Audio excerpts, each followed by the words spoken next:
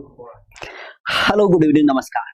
Welcome to Exampur. मैं अमित पांडे एक बार फिर से स्वागत करता हूं आपका अपने परिवार एग्जामपुर। हम एग्जामपुर कलम से क्रांति और आज की बात करते हैं तो विशेषता आपको पता होना चाहिए कि आज हम जो चर्चा का प्रमुख विषय रखने वाले हैं वो है उत्तर प्रदेश में जो हमने पढ़ी थी पिछली क्लास, उन क्लास के ऊपर आधारित करते हुए कुछ एक छद्म प्रश्नों के साथ हम अभ्यास करेंगे, जहां पे ये जानने की कोशिश करेंगे कि आखिर जो परीक्षक है, ये परीक्षक अगर जो आपसे क्वेश्चन पूछता है तो उसका आधार क्या होता है और किस किस लेवल के क्वेश्चन आपके परीक्षा में पूछे जाते हैं। तो ये संदर्भों की शुरुआत करते हैं। जल्दी से जल्दी आप लोग क्लास में आ जाएं और जहां से हम क्या करेंगे, अपने बिंदु की एक एक करके चर्चा करेंगे। ठीक है, तो चलिएगा आज के क्रम की शुरुआत करते हैं विशेषतः एक एक बिंदुओं के साथ, जहां पे हमारे सामने जो पहला क्वेश्चन है वो कुछ इस तरीके से है कि उत्तर प्रदेश की जब बात करते हैं तो इस उत्तर प्रदेश में एक दिवस आपको देखने मिलता है, खास करके एक योजना के रूप में।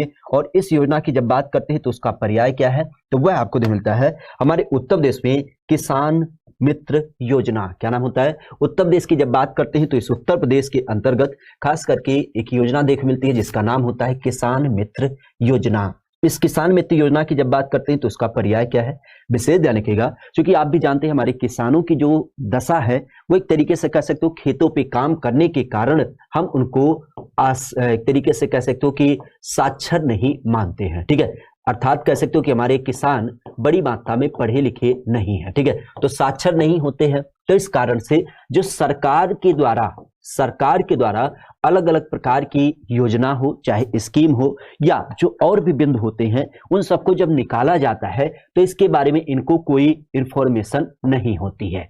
और जाहिर सी बात है, ये इंफॉर्मेशन इनके पास नहीं होगी तो ये कहां से अपनी खेती में अच्छे तरीके से उत्पादन करेंगे और साथ ही साथ कहां से ये अपनी इनकम जो होगी उसको भी बढ़ाएंगे। तो इस कारण से सरकार की जब बात करते हैं तो सरकार ने ये सोचा कि हमारे प्रदेश में बहुत सारे युवा ऐसे हैं जो पढ़े लिखे हैं और इन पढ़े लिखे युवाओं को हम क्या करते हैं, हम कहीं ना कहीं इस योजना के अंतर्गत लाभान्वित करते हैं। जिससे पहला बात क्या होगा कि पहली बात तो यह होगी कि सरकार की जो प्रमुख स्कीम होगी वह किसानों तक क्या होगा, इनके माध्यम से पहुंचाया जाएगा। दूसरी बात क्या होगी कि अब किसान नई नई स्कीम को जानेगा, नई नई खाद, नई वैरायटी, नई आपके बीज के किस्म जानेगा। साथ ही साथ क्या होगा, किसानों को लाभ ही लाभ होगा। लेकिन ये जो किसान मित्र योजना के अंतर्गत हमारे राज्य के क्रम में खास करके युवा होते हैं, और युवा की जब बात करते हैं तो ये कौन से, ये जो आपके बेरोजगार युवा होते हैं उनको भी क्या होगा, कहीं ना कहीं कह सकते हो कि आपका रोजगार उपलब्ध कराया जा सकेगा। ठीक है, तो गांव के पढ़े लिखे बेरोजगार युवाओं को रोजगार उपलब्ध कराने के दृष्टिकोण से और साथ ही साथ सरकार की जो प्रमुख स्कीम्स होती हैं उनको किसानों तक पहुंचाने के लिए गांव के आपके पढ़े लिखे युवा, खास करके 12वीं पास युवा को इस योजना में सम्मिलित किया गया था।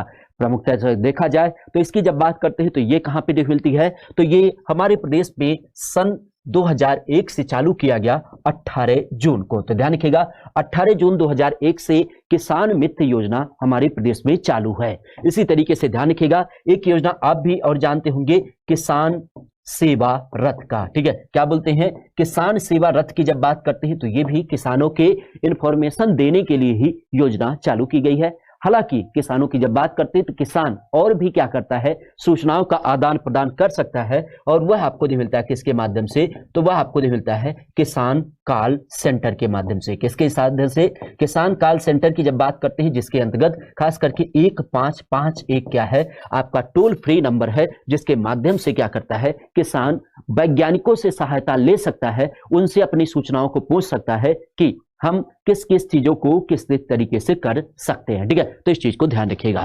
नेक्स्ट क्वेश्चन की बात कर रहा है कि निम्नलिखित में से फसल की जब बात करें, ठीक है, निम्नलिखित में से किस फसल का उत्तर प्रदेश की जब बात करते हैं तो किस एक फसल का उत्तर प्रदेश क्या है, सबसे ज्यादा उत्पादन करने वाला है, सर्व प्रमुख उत्पादक है। उत्तर प्रदेश की अगर बात करें तो उत्तर प्रदेश कौन सा ऐसा संदर्भ है जहां पे सबसे ज्यादा फसलों का उत्पादन करता है? चना, मक्का, गेहूं, मक्का इसे हम मटर कर लेते हैं क्योंकि ये ऑप्शन गलत लिखा है। तो इस क्रम में क्या ऐसी फसल है जो हमारे उत्तर प्रदेश में सबसे ज्यादा उत्पादित की जाती है? ठीक है, तो फसलों के क्रम में अगर देखा जाए तो कौन सी फसल ऐसी है जो कि आपके उत्तर प्रदेश में क्या होती है, सबसे ज्यादा उत्पादित की जाती है? ठीक है, सबसे ज्यादा फसलों का उत्पादन किस एक फसल का किया जाता है? फसलों के क्रम की बात हो या फिर विभिन्न प्रकार की चीजों की बात हो, तो आपको ये पता होना चाहिए कि हमारा उत्तर प्रदेश आखिर किन किन चीजों के उत्पादन में पहला स्थान रखता है, जिसके बारे में हमने बताया भी है कि हमारे उत्तर प्रदेश की जब बात करते हैं तो हमारा उत्तर प्रदेश कुल खाद्यान्न उत्पादन में पहले नंबर पे है। खाद्यान्न के साथ ही अगर देखा जाए तो हमारा उत्तर प्रदेश दूध के उत्पादन में भी पहले नंबर पे है। इसके अलावा देखा जाए तो हमारे उत्तर प्रदेश में ही पशुधन की जब बात करते हैं तो कुल पशुधन के मामले में आपका उत्तर प्रदेश पहले नंबर पे है। साथ ही साथ अगर इस उत्तर प्रदेश की बात करते हैं तो ध्यान रखिएगा, इस उत्तर प्रदेश में गेहूं सबसे ज्यादा उत्पादित होता है।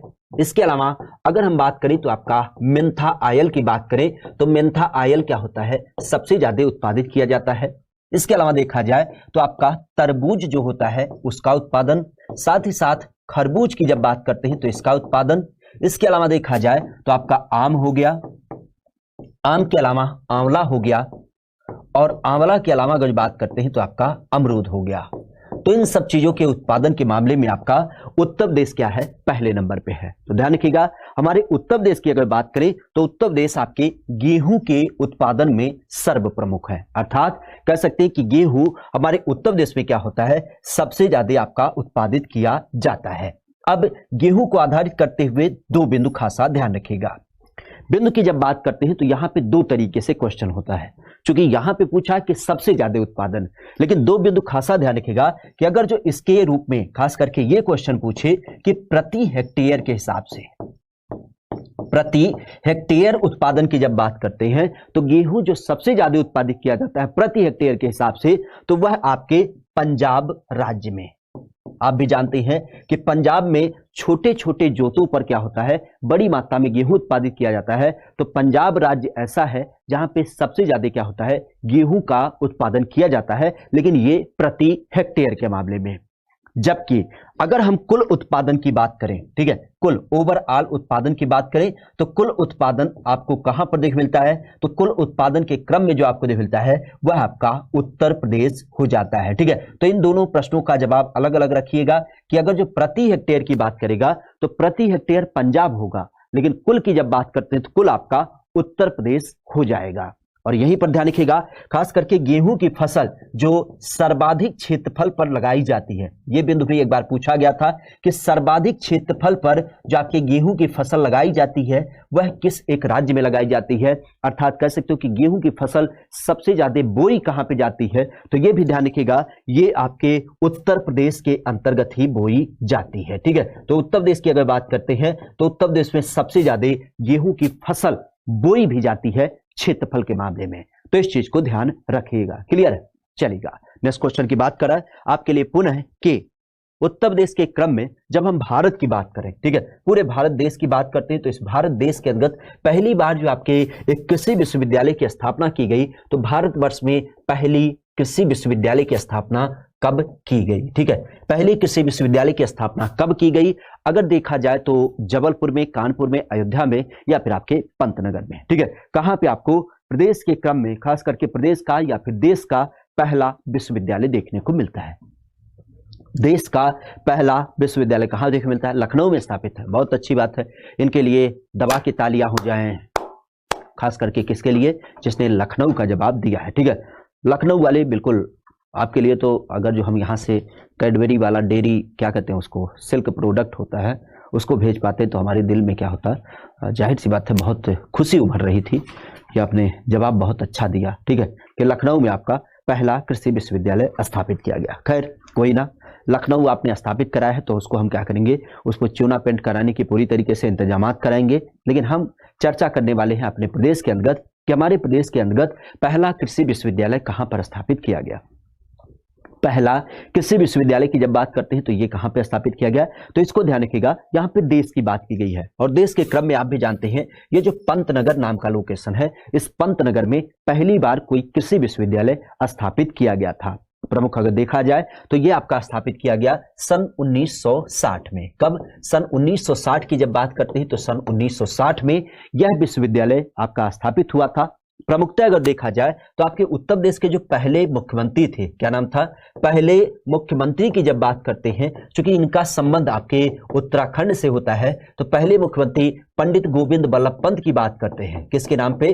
पंडित गोविंद बल्लभ पंत की बात करें तो इन्हीं के सम्मान में क्या है, इसका नाम आपको देखने को मिलता है। ठीक है, पंडित गोविंद बल्लभ पंत कृषि एवं प्रौद्योगिकी विश्वविद्यालय, जो कि आपका क्या हो जाता है, यह आपके पंतनगर में देख मिलता है। और इस पंतनगर की जब बात करते हैं तो यह आपके आज के समय पे उत्तराखंड में पड़ता है। पहले ये उत्तर प्रदेश में पड़ता था, लेकिन आज के क्रम की जब बात करते हैं तो आज के क्रम में ये क्या हो जाता है, उत्तराखंड के अंतर्गत आपको देखने को मिलता है। ठीक है, तो इस चीज को ध्यान रखिएगा।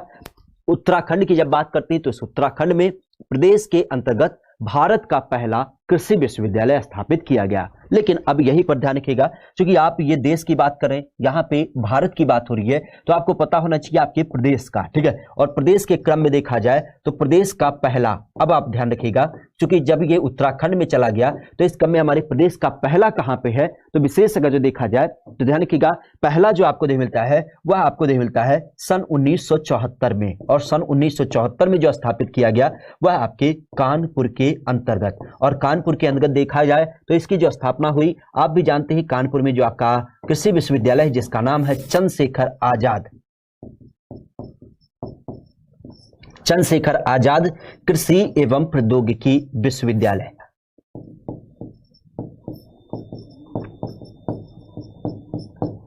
कृषि एवं प्रौद्योगिकी विश्वविद्यालय की जब बात करते हैं तो इसका नाम आपको देखने को मिलता है। ठीक है, तो इस चीज को ध्यान रखिएगा। क्लियर है? खास करके जब हम बात करते हैं हमारे प्रदेश के अंतर्गत, तो प्रदेश का पहला सन 1974 में कानपुर में आपका स्थापित किया गया। अगर इसकी बात करते हैं तो इसका क्रम आपको मिलता है चंद्रशेखर आजाद कृषि एवं प्रौद्योगिकी विश्वविद्यालय। हालांकि देश की जब बात करते हैं तो देश का पहला सन 1960 में स्थापित किया गया, जो कि प्रदेश के पहले मुख्यमंत्री गोविंद बल्लभ पंत के सम्मान में स्थापित किया गया था। तो यह आज आपके पंतनगर उत्तराखंड में देखने को मिलता है। ठीक है, ध्यान रखिएगा। उत्तर प्रदेश में अगर जो हम कुल कृषि विश्वविद्यालय की बात करते हैं तो ये भी आपको पता होना चाहिए कि यूपी के अंतर्गत कुल कृषि विश्वविद्यालय की जब बात करते हैं तो कुल कृषि विद्यालय की संख्या कितनी है, तो यह आपको देख मिलती है 6। कितनी? 6 की जब बात करते हैं तो कुल कृषि विश्वविद्यालय की संख्या 6 हो जाती है। ठीक है, चलेगा। नेक्स्ट क्वेश्चन की बात कर रहा है कि उत्तर प्रदेश की प्रमुख फसल कौन सी है। ठीक है, मुख्य फसल की जब बात करते हैं तो हमारे उत्तर प्रदेश की एक जो प्रमुख फसल है उसका नाम क्या है। ठीक है, उत्तर प्रदेश की प्रमुख फसल कौन सी है। ठीक है, प्रमुख फसल की जब बात करते हैं तो उसका नाम क्या हो जाता है। खास करके अगर बात किया जाए तो उत्तर प्रदेश के क्रम में प्रमुख फसल, और इस प्रमुख फसल की जब बात करते हैं तो मक्का है, गेहूं है, धान है, या फिर आपका गन्ना है। ठीक है, इसका सही जवाब क्या हो जाएगा?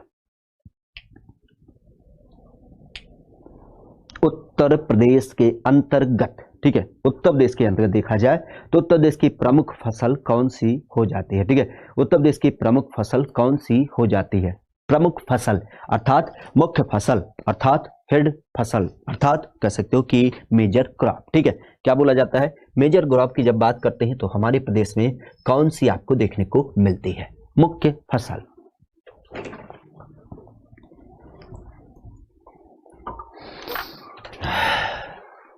मुख्य फसल क्या होती है?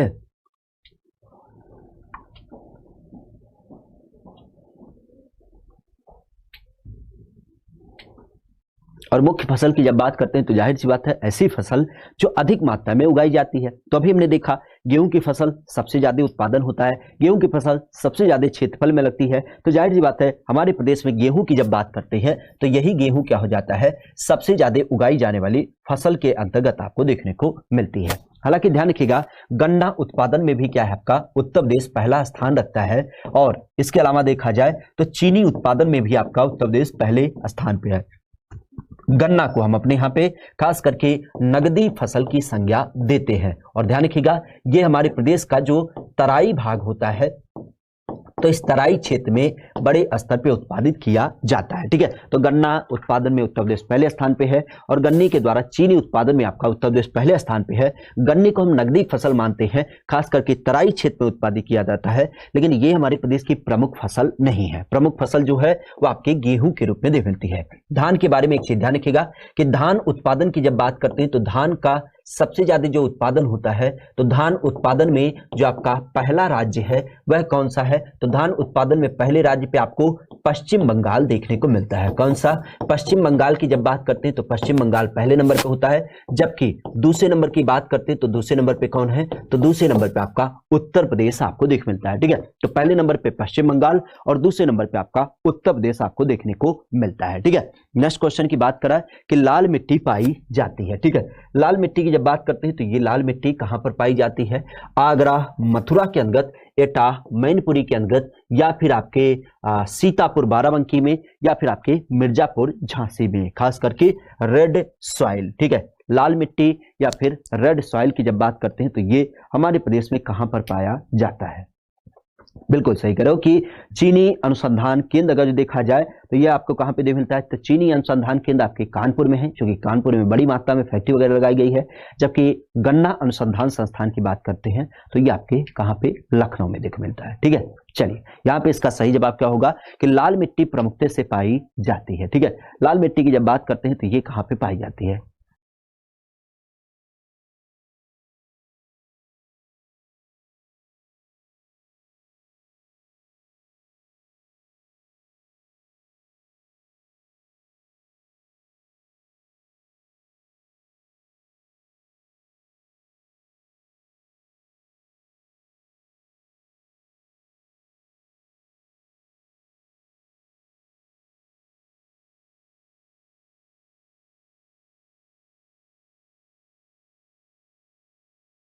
लाल मिट्टी कहां पर पाई जाती है? और लाल मिट्टी की जब बात करते हैं तो ध्यान रखिएगा, लाल मिट्टी का जो संदर्भ होता है वो आपको कहां पे देख मिलता है? तो ये आपके मिर्जापुर लोकेशन में और झांसी लोकेशन में। कहां पे? इस मिर्जापुर और झांसी की जब बात करते हैं, जहां पे आप भी जानते हैं कि हमारे प्रदेश में क्या होता है, ये जो पठारी भाग होता है। ठीक है, कौन सा? ये जो पठारी भाग होता है, क्योंकि पठारी भाग में जो आपकी एक चट्टानें पाई जाती हैं विंध्यन क्रम की, क्या होती हैं? हमारे प्रदेश के अंतर्गत जो आपकी विंध्यन क्रम की चट्टानें पाई जाती हैं, तो इन विंध्यन क्रम की चट्टानों की टूट फूट से, खास करके इसके टूट फूट से क्या होता है? आपका इसका निर्माण होता है। तो इस टूट फूट के कारण ही क्या हो जाता है? ये मिट्टी का निर्माण होता है। और इस मिट्टी की जब बात करते हैं तो इस मिट्टी का कलर क्या होता है? ये सामान्यतः आपको लाल रंग का दिखाई देता है, क्योंकि ये बनती है किससे? ये बनती है आपके पत्थर के टूटने से। ठीक है, किसके? पत्थर से बनने के नाते इसका कलर जो होता है वो आपका लाल कलर का दिखाई देता है। ठीक है, तो मिर्जापुर झांसी जो आपके बुंदेलखंड क्षेत्र में पड़ता है, तो यहाँ पे आपको लाल मिट्टी देखने को मिलती है। ठीक है, तो पठारी भाग की बात हो, खास करके बुंदेलखंड की बात हो, तो इन लोकेशन में क्या होता है? इस प्रकार की मिट्टी आपकी पाई जाती है। ठीक है, इस प्रकार की मिट्टी आपकी पाई जाती है, खास करके चूंकि विंध्यन क्रम की चट्टानें होती हैं, और ये चट्टानें क्या हो जाती हैं? आप देख सकते हैं कि ये टूटती फूटती है और इस कारण से नई प्रकार की मिट्टी बनती है। ठीक है, नेक्स्ट क्वेश्चन है कि उत्तर प्रदेश में जब हम सस्य जलवायु क्षेत्रों की बात करते हैं तो इनकी संख्या क्या हो जाती है? ठीक है, सस्य जलवायु क्षेत्र। ठीक है, सस्य जलवायु क्षेत्र की जब बात करते हैं, खास करके जिसको हम क्या बोलते हैं, अपने यहाँ पे एग्रो क्लाइमेटिक जोन की संज्ञा दी जाती है। ठीक है, तो इसका सही जवाब क्या होगा? सस्य जलवायु क्षेत्र। ठीक है, तो सस्य जलवायु क्षेत्र की संख्या 7, 9, 5 या फिर आपका 11 है। ठीक है, सस्य जलवायु क्षेत्र, थोड़ा जूम करें, मतलब फाड़ के बोर्ड से बाहर निकाल। देखा? अब एक चीज बता दो, पूरे बोर्ड पे भरा हुआ है, इसके बाद भी और जूम कर दें आधे पूरी तरीके से। जो मैटर था उससे तो ज्यादा बड़ा है, क्या चीज ना दिख रही है इसमें?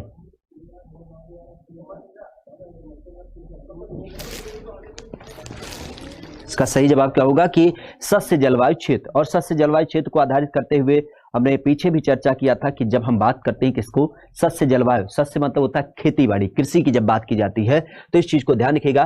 खास करके जब हम कृषि जलवायु क्षेत्र की बात करते हैं तो हमारे यहाँ पे क्रॉपिंग क्लाइमेट जोन की जब बात की जाती है तो क्रॉपिंग क्लाइमेट जोन की संख्या विशेषतः 9 हो जाती है। ठीक है, ध्यान रखिएगा, यहाँ पे 2-3 नंबर आपके परीक्षा में कई बार पूछे गए हैं। ठीक है, अगर हम देश की बात करें, ठीक है, देश की बात करें तो देश में आपको जो ये खास करके कृषि जलवायु केंद्र आपको मिलता है, तो कृषि जलवायु केंद्र की संख्या कितनी होती है?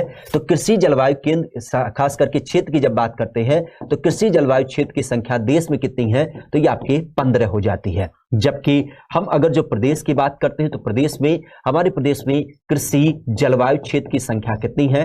तो हमारे प्रदेश में जो कृषि जलवायु क्षेत्र की संख्या है वह कितनी हो जाती है? तो यह ध्यान रखिएगा, यह आपको मिलती है 9। और यहीं पर हमने चर्चा किया था कि अगर हम कृषि के संदर्भ में कृषि पारिस्थितिकी जोन की बात करेंगे, किसकी? कृषि पारिस्थितिकीय क्षेत्र की बात करते हैं तो इसका क्रम कितना हो जाता है? तो ये हमारे प्रदेश में कुल 20 हो जाते हैं, ठीक है। और चूंकि खेती बाड़ी की बात करते हैं तो ध्यान रखिएगा, खेती बाड़ी के संबंध में एक संस्थान आपको पता होना चाहिए, खास करके केंद्रीय सस्य वानिकी शोध संस्थान। क्या बोलते हैं इसको? केंद्रीय सस्य वानिकी शोध संस्थान। और इस संस्थान की जब बात करते हैं तो ये कहां पे स्थित है? तो ये ध्यान रखिएगा, जो आपका केंद्रीय सस्य वानिकी संस्थान है वो वर्तमान में आपके झांसी में देखने को मिलता है। कहां पे? झांसी की जब बात करते हैं तो यहाँ पे आपको केंद्रीय सस्य वानिकी शोध संस्थान आपको देखने मिलता है। सस्य वानिकी इन द सेंस, हमने पीछे भी बताया था कि खेती के साथ ही क्या करता है?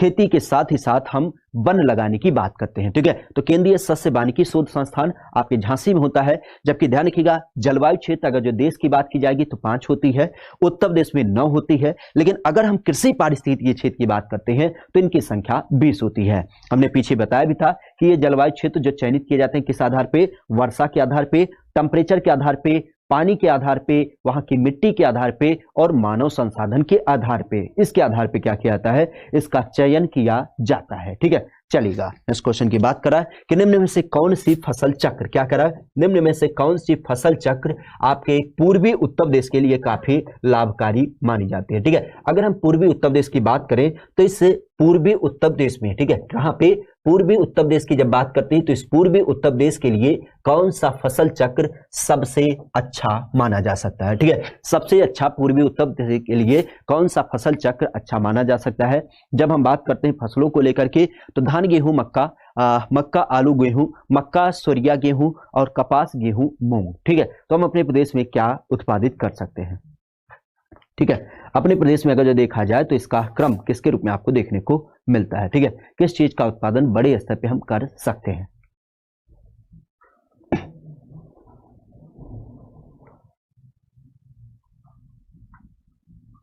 जो कराया है उसका टेस्ट ले। अरे गीतक उपदेश जो तुम लाए थे वो लेकर जाओगे? हाँ,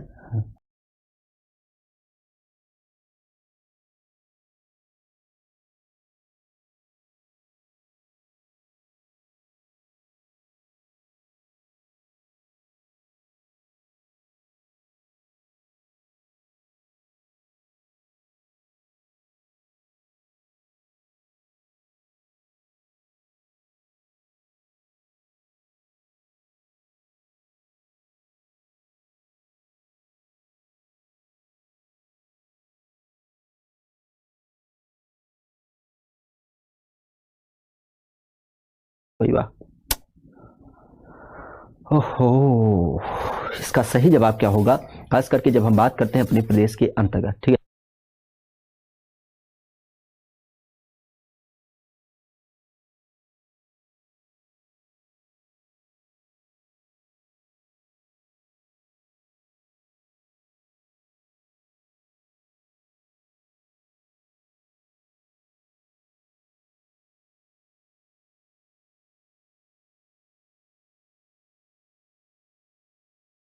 चलिए, पूर्वी उत्तर प्रदेश की जब बात करते हैं, पूर्वी Uttar Pradesh in the sense आप भी जानते हैं, जिसको हम सामान्य शब्दों में अपने यहाँ पे पूर्वांचल की संज्ञा देते हैं। तो पूर्वांचल में आप भी जानते हैं कि पूर्वांचल की जो लोकेशन होती है वहां पे सबसे बड़ी बात क्या होती है कि मिट्टी की अच्छी क्वालिटी पाई जाती है, अर्थात कह सकते हैं खादर मृदा, या फिर जिसको हम जलोढ़ मृदा की संज्ञा देते हैं। और जाहिर सी बात है, इस जलोढ़ मृदा के साथ ही साथ अगर देखा जाए तो आपकी दोमट मिट्टी भी अच्छी खासी होती है। साथ ही यहाँ पे क्या होती है, सिंचाई व्यवस्था भी आपको अच्छी देखने को मिलती है, और इस कारण से हम यहाँ पे अच्छी अच्छी फसलों को प्रमुखता से लगाए हैं। अगर इसकी बात करते हैं तो इसका क्रम ध्यान रखिएगा कि हमारे यहाँ पे धान की फसल भी पूर्वांचल में लगाई जाती है, गेहूं की फसल की जब बात करते हैं तो ये भी लगाई जाती है, और आपने ही देखा होगा खास करके मक्के की फसल की जब बात करते हैं तो ये मक्के की रोटी के रूप में आपने बड़े स्तर पे देखा होगा। तो हमारे यहाँ पे पैडी की बात हो, मेज की बात हो और व्हीट की बात हो तो ये क्या होती है, पूर्वांचल के लिए सबसे अच्छी मानी जाती है, ठीक है। क्योंकि पूर्वांचल में क्या होता है, धान की फसल खरीफ में और रबी में क्या होती है, गेहूं की फसल लगाई ही जाती है। ठीक है। नेक्स्ट क्वेश्चन की बात करते हैं आपके लिए पुनः कि उत्तर प्रदेश में पहली बार दुग्ध सहकारी संघ की जो आपकी स्थापना की गई वह कहां पर की गई, ठीक है। उत्तर प्रदेश के अंतर्गत अगर जो हम पहले दुग्ध सहकारी समिति की बात करते हैं तो इसकी स्थापना हुई थी। दुग्ध सहकारी संघ की जब बात करते हैं तो इसका क्रम किसके रूप में आपको मिलता है, खास करके सहारनपुर में, बनारस में, लखनऊ में या फिर आपके प्रयागराज के अंतर्गत, ठीक है। इसका सही जवाब क्या हो जाएगा, क्लियर।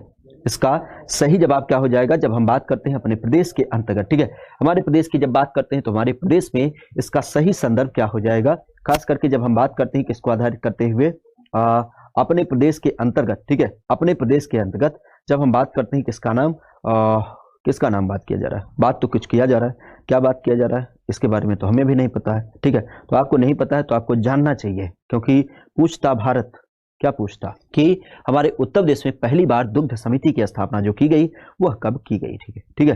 पहली दुग्ध समिति की स्थापना कब की गई थी, ठीक है। और जितने लोग यहाँ पे बकैती काट रहे हो ना कि कल की क्लास ना चल रही है, हम भी अपने मोबाइल में उस क्लास को देख पा रहे हैं। खास करके जैसे क्वेश्चन है कि आगरा नहर किस एक स्थान से निकाली गई है, तो एक बार क्लास जाके देख लिया करो, ठीक है। बोलने से अच्छा पहले एक बार चेक कर लिया करो, ठीक है। यहाँ पे क्लास भी लगी हुई है और साथ ही साथ आपका पीडीएफ भी लगा हुआ है, ठीक है। तो इन दोनों में आपको कोई संशय नहीं होना चाहिए कि कल क्लास हुई थी कि ना हुई थी, वीडियो ना चल रही है या पीडीएफ नहीं लगी है, दोनों काम हो चुके हैं, ठीक है। थोड़ा सा अपना काम सहूलियत वाला कर लिया करिए, ठीक है। पहले बोलने से पहले एक बार देख लिया करिए कि वो क्लास चल रही है कि नहीं चल रही है और क्या इशू है। अगर जो आपकी नहीं चल रही है तो आपका इंडिविजुअल प्रॉब्लम होता है, सबकी ना होती है, क्योंकि हमें पूरी तरीके से याद है, हम पूरे एक होशो हवास में कल की क्लास लिए थे और कल शाम को पीडीएफ भी उसको डलवा दिया था, ठीक है। वीडियो ना पड़ी है तो हम क्या करें, हमारे में तो चल रही है। अब आप ढूंढ रहे होंगे इधर उधर तो कहां से मिलेगी, जाहिर सी बात है जो यूपीजी के वाला सेक्शन है वहां पे एक आपका फोल्डर बना है मॉक टेस्ट के नाम से, तो उस मॉक टेस्ट में इसका सारा क्रम देखने मिलेगा, ठीक है। अब इधर उधर तो मिलेगा नहीं, ठीक है, इधर उधर थोड़ी ना मिलेगा। मॉक टेस्ट नाम से जो फोल्डर बना है उसमें ये आपका दिखेगा। इवन ये आज का भी जो आपका क्लास होगा वो भी कहाँ दिखेगा, वो भी आपका जो मॉक टेस्ट वाला फोल्डर है उसमें दिखेगा, ठीक है। अब आप ढूंढ रहे होंगे कि खेती बाड़ी में मिल जाए तो कहाँ से मिल जाएगा, ठीक है। चल यहाँ पे को देखा जाए तो इसका क्रम किसके रूप में जाएगा, तो ध्यान रखिएगा पहली बार जो दुग्ध संघ आपके प्रदेश में स्थापित किया गया वो आपके स्थापित किया गया था पे, तो आप भी जानते हैं पहला जो आपका स्थापित किया गया था बड़े स्तर पे, अगर देखा जाए तो बड़े स्तर पे आप भी जानते हैं कि हमारे प्रदेश का जो पहला दुग्ध संघ स्थापित किया गया था वो कहां पे स्थापित किया गया था, तो ये आपके लखनऊ में स्थापित हुआ था, ठीक है। विशेष ध्यान रखिएगा पहली जो आपकी स्थापित हुई थी, तो पहली जो स्थापित हुई थी आप भी जानते हैं ये स्थापित हुआ था कटरा में, कटरा, और कटरा की जब बात करते हैं तो ये पड़ता है प्रयागराज के अंतर्गत। लेकिन जाहिर सी बात है यह सफल नहीं हुआ था, ठीक है। आगे चल के यह सफल नहीं हुआ तो इस कारण से इसको हम नहीं काउंट करते हैं। हमारे प्रदेश में जो सफल हुआ था वो आपका सफल हुआ था लखनऊ वाला, तो इस कारण से पहले दुग्ध समिति की जब बात करते हैं तो ये क्या हो जाता है, यह आपको लखनऊ के अंतर्गत देख मिलता है। हालांकि ध्यान रखिएगा इसी तरीके से प्रदेश सरकार ने क्या कहा है कि हम महिलाओं को आधारित करते हुए अपने प्रदेश में क्या करेंगे, एक नई दुग्ध समिति की स्थापना करेंगे और यह कहां पे होगी, तो यह होगी आपके शाहजहांपुर में, ठीक है। तो ध्यान रखिएगा शाहजहांपुर, शाहजहांपुर महिला दुग्ध उत्पादन समिति, दुग्ध उत्पादन समिति की जब बात करते हैं या फिर संघ की बात करते हैं तो उसकी स्थापना किया जाएगा, ठीक है। तो ध्यान रखिएगा शाहजहांपुर में महिलाओं को आधारित करते हुए जो आपका दुग्ध उत्पादन केंद्र आपका स्थापित होगा वो कहां पे स्थापित होगा, तो वह समूल नाम से स्थापित किया जाएगा। इस चीज को विशेष ध्यान रखिएगा। बाकी आप जानते हैं कि आपके प्रदेश का पहला जो स्थापित था वो कटरा इलाहाबाद में स्थापित किया गया, लेकिन कह सकते हो कि वो आगे कंटिन्यू नहीं हुआ, तो इस कारण से उसको हम समाप्त मानते हैं। जो सफल रहा था वो आपके लखनऊ में था, तो इस कारण से उसको हम क्या करते हैं, पहले के रूप में काउंट करते हैं, ठीक है। तो इस चीज को ध्यान रखिएगा। नेक्स्ट क्वेश्चन की बात कर रहे हैं कि उत्तर प्रदेश में सबसे ज्यादा जो आपका विक्रय अधिशेष देखने मिलता है वह किस एक फसल का हो जाता है, ठीक है। तो विक्रय अधिशेष की जब बात करते हैं तो विक्रय अधिशेष क्या हो जाता है, इन द सेंस कह सकते हो कि हमारे यहाँ पे सेल्स सरप्लस की जब बात करते हैं तो सेल्स सरप्लस किस एक आइटम का आपको देखने को मिलता है। देखा जाए तो इसका क्रम आपको देखने मिलता है गेहूं के रूप में, धान के रूप में, चना के रूप में या फिर आपके सरसों के रूप में, ठीक है।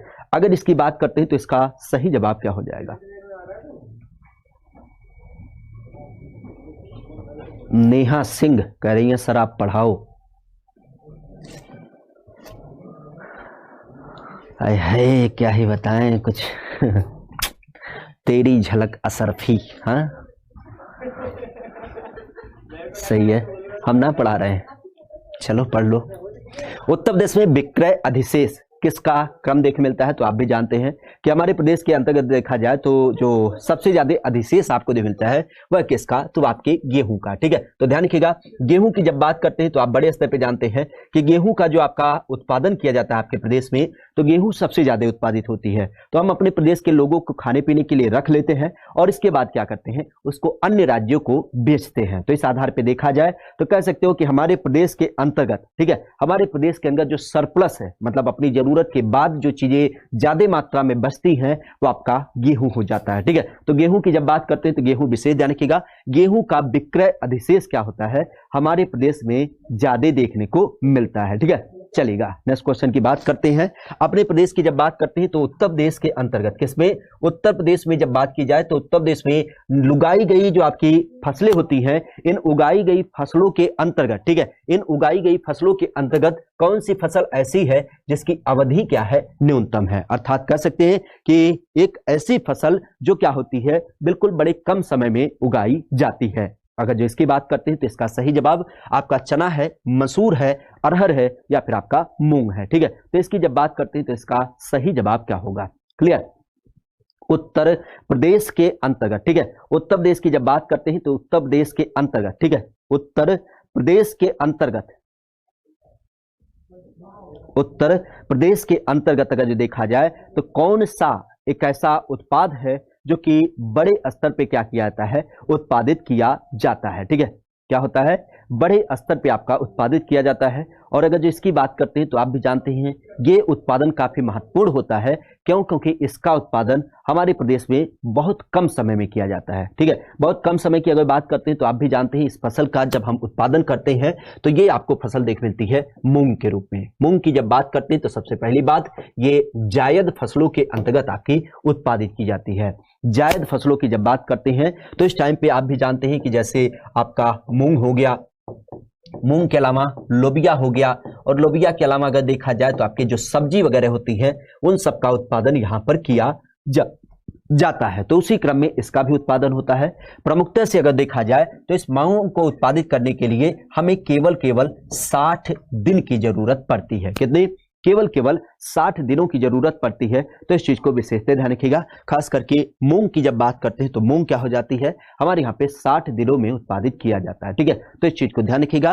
क्या हो जाती है, अधिकतम न्यूनतम दिवस की जब बात करते हैं तो उसका में मूंग का नाम आपको देखने को मिलता है। ठीक है, चलिएगा नेक्स्ट क्वेश्चन की बात कर रहे हैं कि उत्तर प्रदेश अग्रणी उत्पादक है। ठीक है, अगर हम उत्तर प्रदेश की बात करते हैं तो आखिर ये जो उत्तर प्रदेश है ये किस एक मामले में सबसे ज्यादा उत्पादन करता है? ठीक है, अग्रणी उत्पादक की जब बात करते हैं तो किस एक फसल का सबसे ज्यादा उत्पादन करता है? गेहूं का, गन्ने का, आलू का। ठीक है, किसका? गेहूं का, गन्ने का, आलू का, गेहूं का, आलू का, मूंगफली का, या फिर यहीं पर अगर बात करते हैं तो आपके आलू का, गन्ने का, चावल का, या फिर गन्ना, कपास, आलू का। तो किस एक फसल का सबसे ज्यादा उत्पादन आपके उत्तर प्रदेश में किया जाता है? ठीक है, जब हम पहले नंबर की बात करते हैं, ठीक है, तो पहले नंबर विशेषता ध्यान रखिएगा। पहले नंबर की अभी हमने चर्चा भी किया था, लेकिन पुनः हम एक बार चर्चा करना चाहेंगे कि हमारा उत्तर प्रदेश जो है वह खाद्यान्न उत्पादन में पहले नंबर पे है। किस मामले में? खाद्यान्न की जब बात करते हैं तो कुल खाद्यान्न के उत्पादन में आपका उत्तर प्रदेश क्या है, पहले नंबर पे है। इसके अलावा देखा जाए तो यहीं पे ध्यान रखिएगा, गन्ना उत्पादन में पहले नंबर पे है। चीनी उत्पादन की जब बात करते हैं तो इसके मामले में पहले नंबर पे है। साथ ही साथ दूध उत्पादन की जब बात करते हैं तो दूध के उत्पादन में आपका उत्तर प्रदेश क्या है, पहले नंबर पे है। साथ ही साथ अगर हम पशुधन की बात करते हैं तो पशुधन के मामले में आपका उत्तर प्रदेश पहले नंबर पे है। इसके अलावा अगर जो हम बात करें तो गेहूं उत्पादन में आपका उत्तर प्रदेश पहले नंबर पे है। साथ ही साथ अभी हमने चर्चा किया था कि आपका तरबूज और तरबूज के अलावा खरबूज की जब बात करते हैं तो इसके उत्पादन में आपका उत्तर प्रदेश पहले नंबर पे है। इसके अलावा मेंथा आयल की बात करते हैं तो मेंथा आयल के उत्पादन में आपका उत्तर प्रदेश पहले नंबर पे है। साथ ही साथ अगर देखा जाए तो यही पे ध्यान रखिएगा, हमारा उत्तर प्रदेश आपके आलू उत्पादन में पहले नंबर पे है। इसके अलावा आम की जब बात करते हैं तो आम के उत्पादन में पहले नंबर पे, साथ ही साथ अगर देखा जाए तो आपके आंवला उत्पादन में पहले नंबर पे। इसके अलावा अगर देखा जाए तो आपके अमरूद के उत्पादन में आपका उत्तर प्रदेश क्या है, पहले नंबर पे है। तो इन सारी चीजों के उत्पादन में आपका उत्तर प्रदेश पहले नंबर पे है। तो जाहिर सी बात है हमारा उत्तर प्रदेश गेहूं उत्पादन में पहले नंबर पे है, गन्ना उत्पादन में पहले नंबर पे है और आलू उत्पादन में पहले नंबर पे है। ठीक है, तो इस आधार पर ध्यान रखिएगा, इसका सही जवाब ए वाला हो जाएगा। ठीक है, प्रमुखता से अगर देखा जाए तो ध्यान रखिएगा, अभी आप जानते हैं कि हमारे प्रदेश में एक आलू निर्यात जोन देखने को मिलता है और आलू निर्यात जोन की जब बात करते हैं तो ये प्रदेश में कहां पे देख मिलता है, तो ये आप जानते हैं कहां पे, आगरा की जब बात करते हैं तो उस आगरा में देख मिलता है। और आगरा से जो आपके आलू भेजे जाते हैं अलग अलग लोकेशन में, तो उसको हम ताज ब्रांड के नाम से भेजते हैं। किसके नाम से, ताज ब्रांड के नाम से इसको भेजते हैं। और प्रमुखता से ध्यान रखिएगा, गन्ने की जब बात करते हैं तो गन्ना उत्पादन उत्तर प्रदेश पहले नंबर पे है। लेकिन जब हम बात करते हैं एक हमारे यहाँ पे गन्ना शोध परिषद की, किसकी, गन्ना शोध संस्थान की, तो गन्ना शोध संस्थान जो आपको मिलता है वह कहाँ पे है, तो वह आपके लखनऊ में है। और इसी के ऊपर आधारित करते हुए एक हमारे प्रदेश में चीनी शोध संस्थान आपको मिलता है। और चीनी शोध संस्थान की जब बात करते हैं तो यह कहां पर देख मिलता है। ठीक है, तो चीनी शोध संस्थान की जब बात करते हैं तो ये हमारे उत्तर प्रदेश के कानपुर में देखने को मिलता है। ठीक है, तो कानपुर का नाम विशेष ध्यान रखिएगा, क्यों, क्योंकि यहाँ पे चीनी शोध संस्थान आपको देखने को मिलता है। ठीक है, तो इस चीज को ध्यान रखिएगा।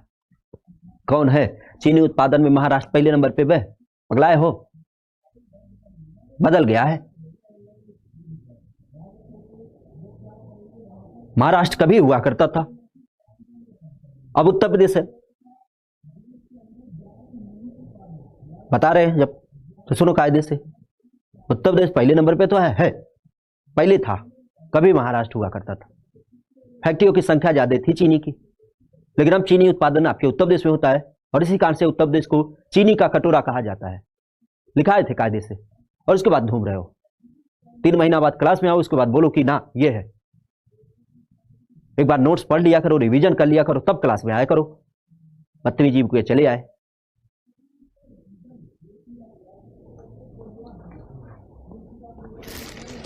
चलो नेक्स्ट क्वेश्चन की बात करते हैं कि भारत में उत्तर प्रदेश की जब बात करते हैं तो उत्तर प्रदेश का क्रम किसके उत्पादन में पहला स्थान देख मिलता है। ठीक है, उत्तर प्रदेश की जब बात करते हैं तो ये उत्तर प्रदेश आपके पहले क्रम में आपको देखने को मिलता है। ठीक है, अगर जो देखा जाए तो उत्तर प्रदेश की जब बात करते हैं तो उत्तर प्रदेश पहले नंबर पे देखने मिलता है।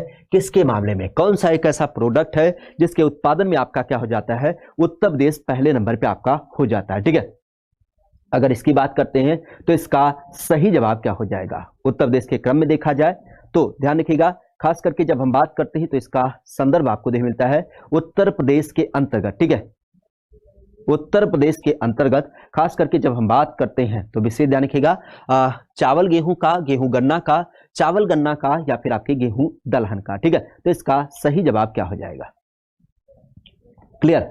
हमारे प्रदेश की जब बात करते हैं तो हमारे प्रदेश के अंतर्गत, ठीक है, प्रदेश के अंतर्गत खास करके जब हम बात करते हैं कि कौन सा चीज ऐसा है जो कि आपके प्रदेश में क्या होता है, सबसे पहले नंबर पे आपको देख मिलता है। तो हम कई बार चर्चा कर चुके हैं और पुनः अगर जो पहले स्थान की बात करते हैं तो ध्यान रखिएगा, हमारा उत्तर प्रदेश के इस मामले में खाद्यान्न के उत्पादन में पहले नंबर पे, गेहूं के उत्पादन में पहले नंबर पे, दूध के उत्पादन में पहले नंबर पे, आलू के उत्पादन में पहले नंबर पे, चीनी के उत्पादन में पहले नंबर पे, साथ ही साथ गन्ने के उत्पादन में आपका पहले नंबर पे। इसके अलावा देखा जाए तो आपका खरबूज उत्पादन में पहले नंबर पे, तरबूज की जब बात करते हैं तो तरबूज उत्पादन में पहले नंबर पे, साथ ही साथ अगर देखा जाए तो यही पे ध्यान रखिएगा, आम उत्पादन में पहले नंबर पे, अमरूद उत्पादन में पहले नंबर पे, और साथ ही साथ अगर देखा जाए तो आपके आंवला उत्पादन में पहले नंबर पे। ठीक है, तो इन सारी चीजों के उत्पादन में आपका उत्तर प्रदेश पहले नंबर पे है। तो जाहिर सी बात है हम यहाँ पे चर्चा करेंगे तो चावल उत्पादन में आपका उत्तर प्रदेश दूसरे नंबर पे है। इस चीज को ध्यान रखिएगा, उत्तर प्रदेश आपके चावल उत्पादन में दूसरे नंबर पे है। गेहूं उत्पादन में आपका उत्तर प्रदेश पहले नंबर पे है, जबकि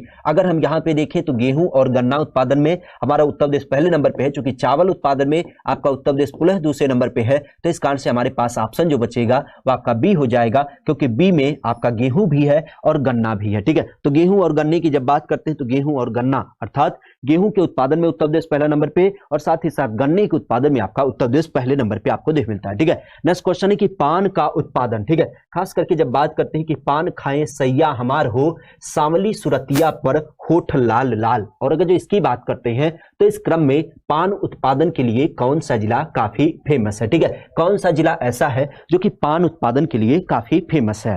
प्रमुखता से अगर देखा जाए तो आपका ललितपुर, झांसी, बांदा या फिर आपका महेल। ठीक है, महेल ना इसको बल्कि महोबा हम संज्ञा देंगे। ठीक है, तो कौन सा लोकेशन ऐसा है जो हमारे यहाँ पे क्या होता है, पान के लिए काफी फेमस होता है। ठीक है, किसके लिए, पान उत्पादन के लिए काफी फेमस होता है। ठीक है, पान उत्पादन,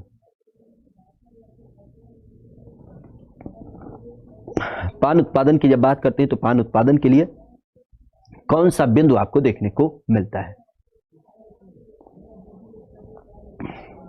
उखड़ी बोला जाता है, बिल्कुल सही करो गन्ने को।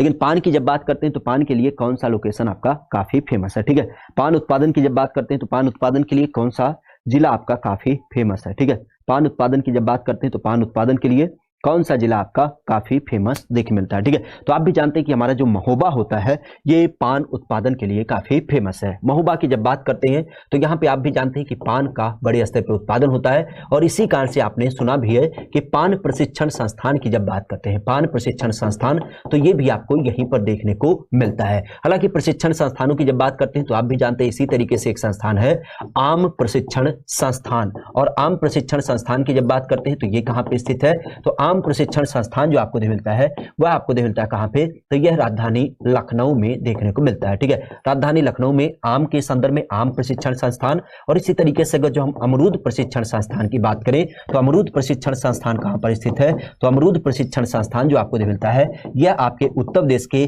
खास करके प्रयागराज की जब बात करते हैं तो वहां पे इसका संदर्भ आपको देखने को मिलता है। ठीक है, तो प्रयागराज में आपका अमरूद प्रशिक्षण संस्थान हो जाता है। ठीक है, पान के संदर्भ में महोबा आपका काफी फेमस है। हालांकि इसके अलावा ध्यान रखिएगा, आपने सुना होगा एक पान का और प्रकार हमारे प्रदेश में खास करके जिसको हम बनारसी पान की नाम देते हैं। ठीक है, बनारसी पान आपने बड़े स्तर पे सुना होगा। इसके अलावा देखा जाए तो एक पान का प्रकार होता है जिसको हम कलकतिया बोलते हैं। क्या बोलते हैं, कलकतिया पान की भी संज्ञा दी जाती है। ठीक है, तो इसका भी क्रम ध्यान रखिएगा, बनारसी पान का नाम हो चाहे कलकतिया पान की बात हो तो इन सबका संदर्भ आपके प्रदेश से देख मिलता है। हालांकि महोबा से आपका पान प्रशिक्षण संस्थान विशेषता देख मिलता है जहां पे पान उत्पादन के लिए यह जिला काफी फेमस है। ठीक है, चलिएगा नेक्स्ट क्वेश्चन की बात करते हैं आपके लिए। पुनः कह रहा है कि उत्तर प्रदेश किस उत्पादन में आपको पहले नंबर पे नहीं देखने को मिलता है। ठीक है, अब इसका जवाब आप करिएगा, हम बार बार नहीं लिखेंगे कि उत्तर प्रदेश किस मामले में पहले नंबर पे है, क्योंकि अभी कोई ज्ञानी भाई साहब बोल रहे थे कि सर आप बार बार वही चीज या काहे बता रहे हो। ठीक है, तो बार बार नहीं बताएंगे, बस यही बताएंगे कि उत्तर प्रदेश सबसे बड़ा उत्पादन जो रखता है वह किस चीज का नहीं रखता है। ठीक है, किस चीज का सबसे ज्यादा उत्पादन नहीं रखता है, गेहूं का, आलू का, गन्ने का या फिर आपके फूलों का। ठीक है, तो इसकी जब बात करते हैं तो इसका सही जवाब क्या हो जाएगा, उत्तर प्रदेश के क्रम में देखा जाए तो उत्तर प्रदेश किन चीजों का उत्पादन पहले नंबर पे नहीं रखता है। बिल्कुल सही करो, पान को जीआई टैग भी मिला है। जो प्रयागराज का आपका इलाहाबादी सुर्ख आपका अमरूद है उसको क्या हुआ है, जीआई टैग मिला है, और साथ ही साथ जो आपका महोबा का पान है उसको भी जीआई टैग मिल चुका है। यहां पे अगर देखा जाए तो इसका क्या हो जाएगा, तो जाहिर सी बात है वही नाम आता है पुष्पा। ठीक है, पुष्पा की जब बात करते हैं तो पुष्पा को फ्लावर नहीं समझना क्योंकि वो फायर है, तो इस कारण से ध्यान रखिएगा।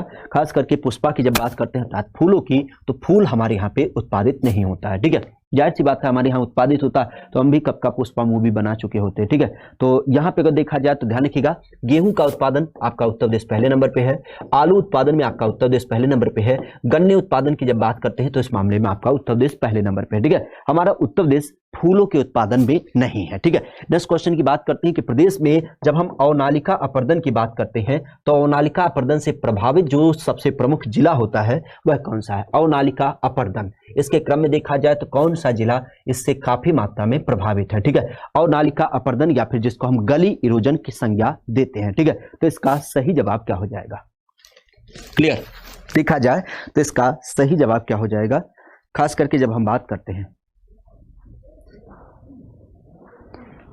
ठीक है, और जीआई टैग के रूप में आप भी जानते हैं जीआई टैग क्या बोला जाता है। तो जीआई टैग जो हमारे यहाँ पे बोला जाता है वो बोला जाता है कि इसको जियोग्राफिकल आइडेंटिफिकेशन जिसको दिया जाता है। जनरली क्या होता है, एक लोकल स्थान पे कोई ऐसा प्रोडक्ट जो बड़ी मात्रा में उत्पादित किया जाता है तो उसको जीआई टैग दिया जाता है। ठीक है, तो इस तरीके से आप समझ सकते हैं। पहली बार जो दार्जिलिंग के अंतर्गत आपका चाय होता है, असम की चाय, उसको जीआई टैग मिला था। ठीक है,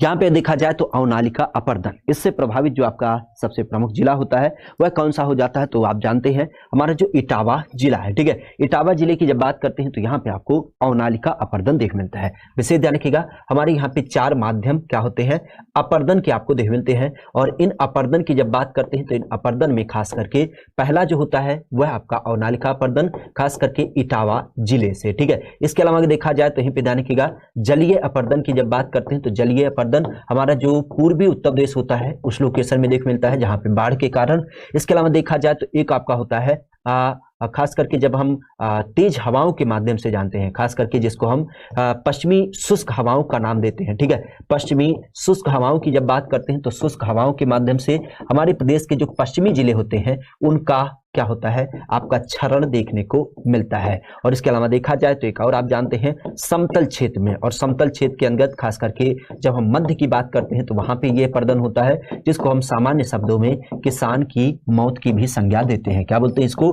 किसान की मौत भी आपकी बोली जाती है। ठीक है, तो 4 अलग अलग प्रकार के आपके अपर्दन के स्वरूप आपको देख मिलते हैं। ठीक है, नेक्स्ट क्वेश्चन है कि उत्तर प्रदेश के अंतर्गत पहली बार जो आपके दुग्ध सहकारी समिति की स्थापना की गई वह कहां पर किया गया। ठीक है, सहारनपुर में, बनारस में, लखनऊ में या फिर आपके प्रयागराज में। ठीक है, तो पहली दुग्ध सहकारी संगठन की जब बात करते हैं तो इसकी स्थापना कहां पे किया गया, खास करके जब बात करते हैं तो आपके उत्तर प्रदेश के अंतर्गत प्रयागराज में, लखनऊ में, बनारस में या फिर आपके सहारनपुर में। ठीक है, इसका सही जवाब क्या हो जाएगा, क्लियर, इसकी स्थापना कहां पर किया गया।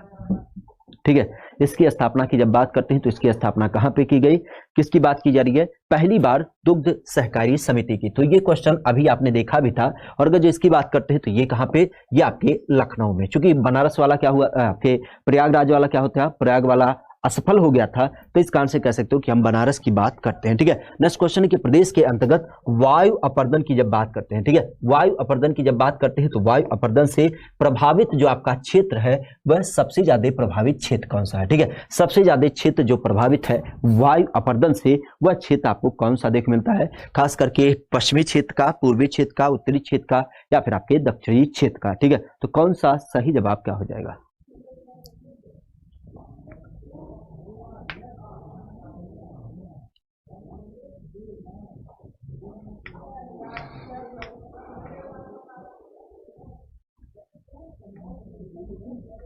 और यहाँ पे अगर बात करते हैं तो आप भी जानते हैं हमारे उत्तर प्रदेश का जो क्रम होता है, अगर जो हम उत्तर प्रदेश की बात करते हैं तो उत्तर प्रदेश के खास करके इधर वाले लोकेशन में क्या होता है, हम देखते हैं कि यहाँ पे क्या होता है, आपका थार का रेगिस्तान है। और इस थार के रेगिस्तान से क्या होती हैं, आपकी गर्म और शुष्क हवाएं चलती हैं हमारे उत्तर प्रदेश के क्रम में। ठीक है, तो ये हवाएं जब इधर की तरफ चलती हैं तो इस कारण से हम देखते हैं क्या होता है, हमारे जो खास करके पश्चिमी जिले हैं, कौन से, हमारे जो पश्चिमी जिले हैं, इन पश्चिमी जिलों में क्या होता है, तेज हवाओं के माध्यम से, चूंकि ये हवाओं की जो प्रवृत्ति होती है वो क्या होती है, शुष्क होती है, और शुष्क होने के साथ ही साथ ये हवाएं क्या होती हैं, गर्म होती हैं। ठीक है, तो ये तेजी के साथ चलती हैं और इस कारण से हमारे जो पश्चिमी क्षेत्र होते हैं इन पश्चिमी क्षेत्रों में इसका प्रभाव देखने को मिलता है। और पश्चिमी जिलों में भी अगर जो देखा जाए तो खास करके जो काफी प्रभावित क्षेत्र है वह आपका एक जिला है आगरा, और आगरा के अलावा अगर देखा जाए तो एक जिला आपका मथुरा। ठीक है, तो आगरा और मथुरा की जब बात करते हैं तो ये सबसे ज्यादा प्रभावित क्षेत्र आपको देखने को मिलते हैं। जो क्या होता है,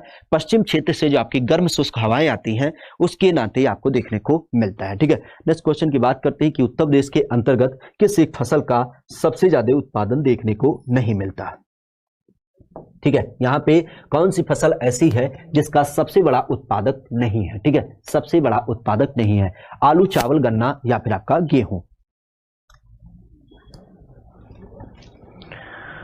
तेरी झलक सरफी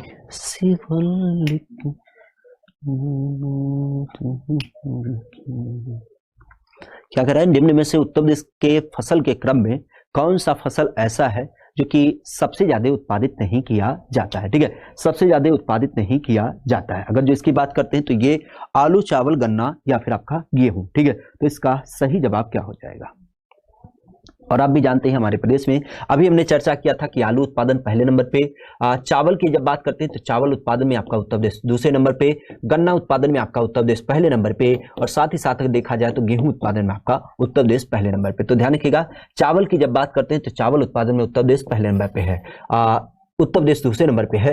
पहले की जब बात करते हैं तो पहले नंबर पे कौन है? तो पहले नंबर पे आप भी जानते हैं कि आपका पश्चिम बंगाल। कौन सा? पश्चिम बंगाल की जब बात करते हैं तो इसका नाम आपको देखने को मिलता है, ठीक है। तो चावल का उत्पादन सबसे ज्यादा आपके पश्चिम बंगाल से आपको देखने को मिलता है, ठीक है। इस चीज को एक चीज और ध्यान रखिएगा, हमारे उत्तर प्रदेश में चावल का कटोरा किसे बोला जाता है, ठीक है। चावल का कटोरा किस एक जिले को बोला जाता है? तो ये ध्यान रखिएगा, हमारे उत्तर प्रदेश में, ठीक है, चावल का कटोरा यूपी में अगर बात करते हैं तो यूपी में आपका जो चंदौली जिला है उसको बोला जाता है, ठीक है। चंदौली जिले की जब बात करते हैं तो चंदौली जिले को चावल का कटोरा बोला जाता है, ठीक है। चलेगा, नेक्स्ट क्वेश्चन की बात कर रहा है आपके लिए पुनः कि उत्तर प्रदेश में निम्न में से किस एक फसलों में देश में सबसे ज्यादा उत्पादन देखने मिलता है, ठीक है। सबसे ज्यादा फसलों का उत्पादन देखने मिलता है और इसके आधार पे आपको जवाब क्या करना है, आपके सामने क्वेश्चन है और क्वेश्चन के साथ आपके ये ऑप्शन है, ठीक है। तो यहाँ पे आपका क्वेश्चन है कि उत्तर प्रदेश निम्न में से किन फसलों का देश में सबसे बड़ा उत्पादक है, ठीक है, सबसे बड़ा उत्पादक है। और इस आधार पर अगर देखा जाए तो इस आधार पे आपके सामने जो ऑप्शन है वह है गन्ना, धान, आलू, मक्का, ठीक है। और उसके अनुसार आपको सही ऑप्शन देना है कि क्या करा है, खास करके यहाँ पे 1 और 2, 2 और 3, 3 और 4 या फिर आपका 1 और 3, ठीक है। तो इसका सही जवाब क्या हो जाएगा?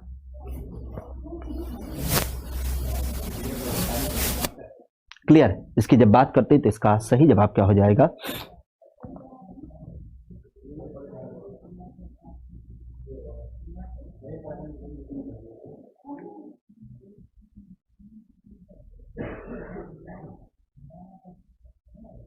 और इस क्रम की जब बात करते हैं तो ध्यान रखिएगा, देश में जो सबसे ज्यादा उत्पादन देख मिलता है, अगर इसकी बात करते हैं तो आप भी जानते हैं देश के अंदर सबसे ज्यादा उत्पादन किसका? तो गन्ने का उत्पादन आपका प्रमुखता से होता है। आलू की जब बात करते हैं तो आलू का उत्पादन आपका क्या हो जाता है? सबसे ज्यादा आपको देखने को मिलता है, ठीक है। किसकी बात की जा रही है? हमारे प्रदेश की जब बात करते हैं तो हमारे प्रदेश में आपका आलू का उत्पादन भी सबसे ज्यादा होता है। गन्ने के उत्पादन की जब बात करते हैं तो गन्ने का भी उत्पादन क्या होता है? सबसे ज्यादा आपको देखने को मिलता है, ठीक है। तो यही आपके ऑप्शन हो जाएंगे, क्योंकि धान उत्पादन अर्थात चावल के उत्पादन में आपके उत्तर प्रदेश का दूसरा स्थान होता है। और मक्के की जब बात करते हैं तो मक्का भी आपके महाराष्ट्र वगैरह में उत्पादित होता है, हमारे यूपी में नहीं उत्पादित होता है, ठीक है। तो इस कारण से अगर जो देखा जाए तो आपका 1 और 3 ऑप्शन कहां पे है? 1 और 3 की जब बात करते हैं तो ये ऑप्शन केवल आपके डी में है, ठीक है। तो इस तरीके से डी वाला इसका सही जवाब हो जाएगा, ठीक है। नेक्स्ट क्वेश्चन की बात करा है कि निम्नलिखित में से किस फसल के उत्पादन के मामले में क्या करा है? निम्नलिखित में से किस फसल के उत्पादन में उत्तर प्रदेश क्या है? आपका पहला स्थान धारित करता है, ठीक है। उत्तर प्रदेश क्या है? देश में पहला स्थान धारित करता है। अगर इसकी बात करते हैं तो यहां पर नहीं, ठीक है। तो देश में पहला स्थान नहीं होता है। इस आधार पर देखा जाए तो गेहूं, दूध, आंवला या फिर आपके चावल।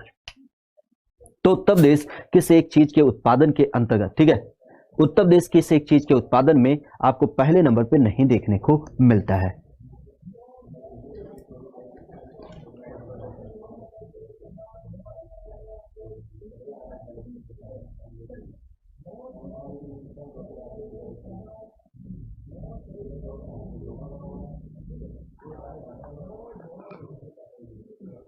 और यहां पे अगर देखा जाए तो आप भी जानते हैं गेहूं उत्पादन पहले नंबर पे, दूध उत्पादन पहले नंबर पे, आंवला उत्पादन पहले नंबर पे। चावल की जब बात करते हैं तो चावल उत्पादन चूंकि हमारे उत्तर प्रदेश का दूसरा स्थान है, तो इस कारण से आपका पहला स्थान नहीं होगा, ठीक है। तो डी वाला इसका सही जवाब होगा, ठीक है। नेक्स्ट क्वेश्चन की बात करते हैं कि उत्तर प्रदेश को कितने सस्य जलवायु क्षेत्रों में डिवाइड किया गया है, ठीक है। सस्य जलवायु क्षेत्रों की जब बात करते हैं अर्थात कृषि जलवायु क्षेत्रों की, तो उत्तर प्रदेश को कितनी कृषि जलवायु क्षेत्रों में डिवाइड किया गया? 11, 9, 7 या फिर 5? उत्तर प्रदेश को कितने कृषि जलवायु क्षेत्रों में डिवाइड किया गया? अगर जो इसकी बात करते हैं तो ये प्रमुखता से 11, 9, 7 या फिर आपका 5। क्लियर? आपके प्रदेश की जब बात करते हैं तो हमारे प्रदेश को सस्य जलवायु क्षेत्रों में, और सस्य जलवायु क्षेत्रों की जब बात करते हैं तो विशेषता ध्यान रखिएगा, इसका जो क्रम हो जाता है वो आपको मिलता है 9। चूंकि हमने अभी पीछे चर्चा किया कि सस्य जलवायु क्षेत्रों की जब बात करेगा तो 9 हो जाता है, लेकिन अगर जो यहीं पर कृषि पारिस्थितिकी जोन की बात करेगा, किसकी? कृषि पारिस्थितिकी,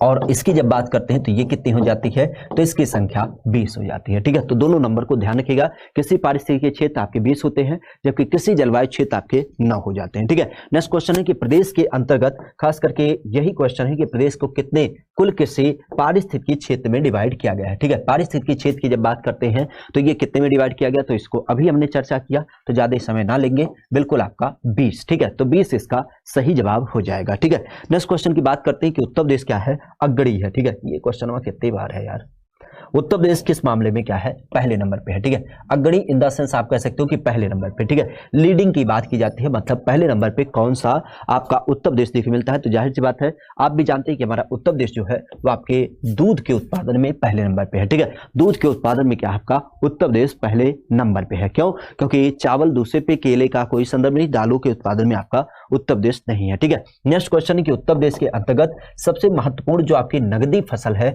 उसका नाम क्या है। ठीक है, तो नगदी फसल की जब बात करते हैं तो नगदी फसल हमने पीछे भी बताया था कि एक ऐसी फसल होती है जिसका इस्तेमाल हम क्या करते हैं, व्यापार के लिए करते हैं, अर्थात जिसको बेच करके हम सीधे पैसे प्राप्त कर लेते हैं। तो इस फसल की जब बात करते हैं तो आलू, गन्ना, गेहूं या फिर आपका दलहन। हालांकि यहाँ पे आप 2 फसलों का संदर्भ ले सकते हैं, लेकिन फिर भी हम कोशिश करेंगे कि क्लोजेस्ट ऑप्शन लेने की। ठीक है, तो क्लोजेस्ट ऑप्शन का जो एक संदर्भ होता है तो इसका सही जवाब क्या होगा, तो ध्यान रखिएगा, हमारे यहाँ पे गन्ने की जब बात करते हैं तो गन्ने को हम विशुद्ध तरीके से क्या मानते हैं, अपने यहाँ पे नगदी फसल की संज्ञा देते हैं। हालांकि हमने पीछे भी चर्चा किया था, तो ध्यान रखिएगा यहाँ पे हम कपास को भी नगदी फसल के अंतर्गत काउंट करते हैं।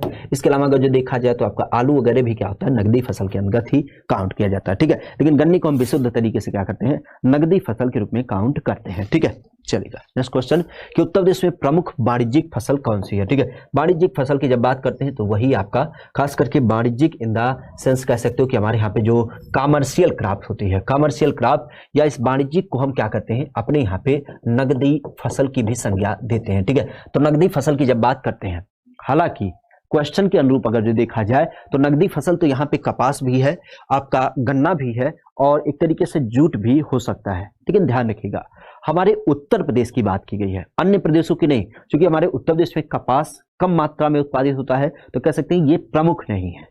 अगर जो ये गुजरात महाराष्ट्र के बारे में पूछता तो वहां के लिए प्रमुख हो जाता, लेकिन हमारे उत्तर प्रदेश में चूंकि गन्ना बहुतायत में उत्पादित किया जाता है तो इस कारण से हम अपने प्रदेश के गन्ना को ही क्या मानेंगे, सबसे प्रमुख वाणिज्यिक फसल के रूप में मानेंगे। ठीक है, तो सबसे प्रमुख वाणिज्यिक फसल की जब बात करते हैं तो आपका गन्ने के रूप में आपको देखने को मिलेगा। ठीक है, नेक्स्ट क्वेश्चन की बात करा कि निम्न में से दलहन क्षेत्रों की बात करें तो दलहन क्षेत्र का संदर्भ जो आपके उत्तर प्रदेश में मिलता है, तो किस एक क्षेत्र में आपको दलहन की फसल सबसे ज्यादा देख मिलती है। ठीक है, तो उत्तर प्रदेश में सबसे ज्यादा दलहन की फसल जो लगाई जाती है वह कौन सी दाल लगाई जाती है, मूंग की, अरहर की, मटर की या फिर आपके चने की। ठीक है, तो कौन सी दाल की फसल आपके प्रदेश में सबसे ज्यादा लगाई जाती है, दालों के क्रम में कौन सी दाल ऐसी है जो सबसे ज्यादा आपकी लगाई जाती है। ठीक है, कौन सी दाल की किस्म ऐसी है जो आपके प्रदेश में सबसे ज्यादा लगाई जाती है।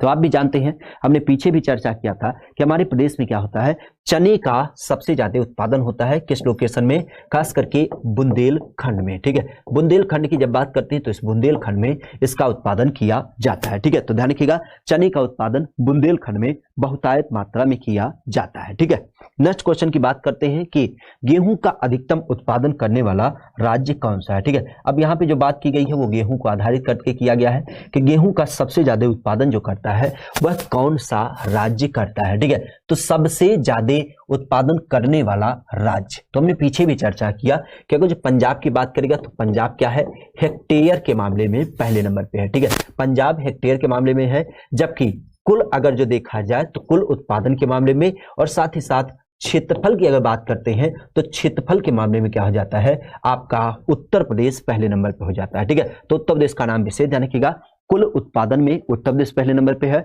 और क्षेत्रफल के मामले में उत्तर प्रदेश आपका पहले नंबर पे है, जबकि पंजाब की बात करते हैं तो पंजाब हेक्टेयर के मामले में पहले नंबर पे है। ठीक है, नेक्स्ट क्वेश्चन है कृषि श्रम उत्पादकता क्या कर रहा है, कृषि श्रम उत्पादकता आपके किस एक क्षेत्र में सबसे ज्यादा देखने को मिलती है, क्या कर रहा है, कृषि श्रम उत्पादकता की बात करते हैं तो ये हमारे प्रदेश में कहां पर सबसे ज्यादा देखने को मिलता है, पूर्वी उत्तर प्रदेश में, बुंदेलखंड में, मध्य उत्तर प्रदेश में या फिर आपके पश्चिमी उत्तर प्रदेश में। ये हमारा उत्तर प्रदेश है। क्लियर है? इस उत्तर प्रदेश की अगर बात करते हैं तो इसको हम 4 भागों में अगर जो डिवाइड करें, ये हमने मान लिया ये हमारा पूर्वी उत्तर प्रदेश हो गया। इसकी जब बात करते हैं तो ये विशुद्ध तरीके से हमारा क्या हो जाएगा, खास करके पश्चिमी उत्तर प्रदेश हो गया। क्लियर? इसकी अगर बात करते हैं तो ये हमारा कह सकते हैं कि आपका मध्य उत्तर प्रदेश हो गया। और इधर एक छोटा सा भाग क्या होता है, आपके बुंदेलखंड के रूप में मिलता है। ठीक है, बुंदेलखंड के रूप में। अब यहां से हम जो बात समझाना चाह रहे हैं, एक चीज आप ध्यान रखिएगा, जब आप पूर्वांचल की तरफ जाएंगे तो पूर्वांचल में आपने देखा होगा कि यहाँ पे जनसंख्या क्या है, अधिक निवास करती है। ठीक है, जनसंख्या के क्रम की जब बात करते हैं तो जनसंख्या क्या होती है, यहाँ पे बहुतायत मात्रा में निवास करती है। ठीक है, जनसंख्या पूर्वांचल में अधिक मात्रा में निवास करती है। इन द सेंस कह सकते हो कि इसके नंबर्स आपको ज्यादा देख मिलते हैं। जबकि अगर यहाँ पे देखा जाए तो यहाँ खेती बाड़ी में, खेती की बात करते हैं तो खेती में लगे हुए लोगों की भी क्या है, संख्या सबसे ज्यादा है। ठीक है, तो जनसंख्या भी यहाँ पे ज्यादा है, अधिक है, और खेती में लगे हुए लोगों की क्या है, संख्या यहाँ पे ज्यादा है। तो इस कारण से अगर जो हम दोनों को डिवाइड करके एवरेज निकालेंगे तो इस कारण से ध्यान रखिएगा, यहाँ पे जनसंख्या ज्यादा होने के नाते हम क्या देखते हैं कि यहाँ पे श्रम गहनता ज्यादा है। क्या हो जाती है, श्रम गहनता की जब बात करते हैं तो ये आपकी ज्यादा हो जाती है। जबकि अगर हम उत्पादकता की बात करें, क्योंकि खेती में उत्पादन, मान लेते हैं हमारे पास 1 बीघा खेत है, उस 1 बीघे खेत में हमने गेहूं की फसल लगाई तो 5 क्विंटल गेहूं उत्पादित होगा। लेकिन उसी एक गेहूं के खेत में हम भी हैं, हमारे पापा भी हैं, हमारे चाचा भी हैं, हमारे भाई भी हैं, और सभी लोग मिलकर के खेती करते हैं, तब भी उत्पादन क्या 5 से 6 क्विंटल थोड़ी ना हो जाएगा, 5 ही क्विंटल होगा। तो इस कारण से लोगों की संख्या ज्यादा होने के कारण उत्पादकता डिवाइड हो जाती है। तो श्रम गहनता मतलब लोगों की संख्या वहां पे ज्यादा है, खेतों पे डिपेंडेंसी, और साथ ही साथ अगर देखा जाए तो यूं कह सकते हैं कि आपकी क्या हो जाती है, जो आपकी कृषि उत्पादकता होती है वह आपकी क्या हो जाती है, कम हो जाती है। कम क्यों होती है, क्योंकि लोगों की संख्या यहाँ पे ज्यादा होती है। ठीक है, तो श्रम गहनता ज्यादा होती है और कृषि की उत्पादकता कम होती है। इसी संदर्भ को अगर जो हम पश्चिमी उत्तर प्रदेश की बात करें तो यहाँ पे आपकी क्या होती है, जनसंख्या की मात्रा एक तरीके से कह सकते हैं औसत होती है या फिर आपकी कम होती है। जबकि अगर जो खेतों की बात करें तो खेती बाड़ी यहाँ पे क्या है, खेती बाड़ी आपकी अधिक है। ठीक है, खेती बाड़ी क्या है, यहाँ पे अधिक है। तो इस तरीके से आप कह सकते हैं चूंकि जनसंख्या कम होने के नाते यहाँ पे सबसे पहली बात क्या हो गई, क्योंकि ये लोग जनसंख्या कम भी है और मशीनों वगैरह का बड़े स्तर पे इस्तेमाल करते हैं। आपने सुना होगा 10 किले, 20 किले, 50 किले। तो इस तरीके से जनसंख्या अधिक होने के कारण यहां पे हम कह सकते हैं कि जो आपकी श्रम गहनता है, श्रम गहनता की जब बात करते हैं तो उसकी मात्रा क्या हो जाती है, कम हो जाती है। जबकि चूंकि मशीन वगैरह का इस्तेमाल करने के कारण और खेती होती बड़ी होने के कारण इनके यहां पे देखा जाए तो कह सकते हो कि जो कृषि उत्पादकता है वह क्या हो जाती है, वह आपको अधिक देखने को मिलती है। ठीक है, तो ये क्वेश्चन कई बार पूछा गया है कि हमारे प्रदेश के किस एक लोकेशन में क्या चीज आपको देखने को मिलता है। ठीक है, प्रमुख देखा जाए तो एक चीज ध्यान रखिएगा, मध्य उत्तर प्रदेश में हमें इन सब की कंडीशन सामान्य देख मिलती है। और बुंदेलखंड की अगर बात करते हैं तो बुंदेलखंड में क्या होता है, इसकी स्थिति आपको बिल्कुल निम्न देखने मिलती है।